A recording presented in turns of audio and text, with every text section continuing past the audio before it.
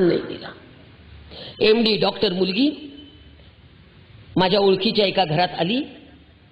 मागच्या वर्षी गणपतीच्या दिवसामध्ये नेमक्याच 4 दिवसात तिची अडचण आली। सासूनी सांगितलं गणपती बसलेत, फक्त 4 दिवसाचं पाळ। ती म्हणाली मी डॉक्टर आहे, याच्या पाठीमागे विज्ञान आहे, मी काही पाळू शकत नाही, मी काही तुमची श्रद्धा देव असलं काही मानत नाही, मी पाळणार नाही। ती म्हणाली मग तुझ्या आईकडे पाळत नाही, तुमच्याकडे गणपती नसतात, मग तू आईकडे जाऊन राहा। त्या म्हणले मी आईकडे पण जाऊन राहणार नाही, मी का जायचं, जे मला तत्वच माझी मान्य नाही आहेत तुमची। त्या म्हणाले आपण फक्त आमच्याकडे पाळत आलोय बाई, शिवाशिव नाही चालत, तू फक्त एवढं पाळ।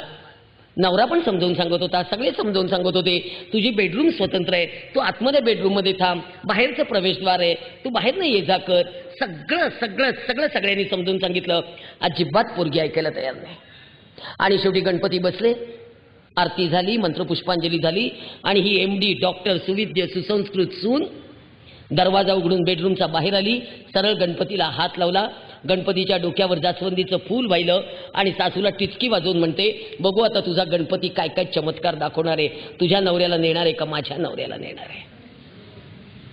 ही शिकलेली आहे ना, ही समंजस आहे ना, ही सुविद्य आहे ना, ही सुसंस्कृत आहे ना, कुठे गेल्या तिच्या श्रद्धा आणि कुठे गेल्या भावना। देव बाजूला ठेव, श्रद्धा बाजूला ठेव, सगळं बाजूला ठेव, पण सासूच्या भावना महत्वाच्या नाहीत। एमडी डॉक्टर नवरा सुद्धा हतबद्ध झाला, काही करू शकला नाही। सासूला हार्ट अटॅक आला, तिच्या आईला बोलवून घेतलं, तिची आई कपाळ बडवत मला सांगते अगदी ऑर्थोडॉक्स घरात देऊन बसलो, पोरगी चुकलंच आमचं। आम्हाला वाटलं एमडी डॉक्टर नवरा आहे, पूजा बिजा काही करत नसेल, म्हटलं कसा पाहिजे होता मग नवरा तुम्हाला, गटारात लोळणारा पाहिजे होता।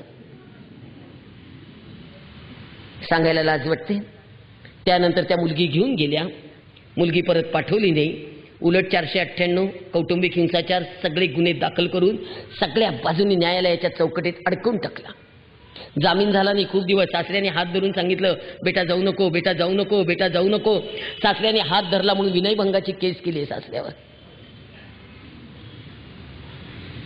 काय करायचं, जिच्यावर अन्याय होतो तिने कायदा वापरा ना, जिच्यावर अन्याय होतो तिने कायद्यांच्या सगळ्या सगळ्या सगळ्या बाजू वापरा ना। तो एमडी डॉक्टर मुलगा त्याचा जामीन झाला नाही हो, अक्षरशः ते पोरगा आता डिप्रेशन मध्ये, ते बोलू शकत नाही, ते उठू शकत नाही, ते बाहेर पडत नाही, ते काही करू शकत नाही। त्याची आई त्याला घेऊन समोर बसलेली आहे, काय करायचं त्या आईचं, हे वागणं आहे।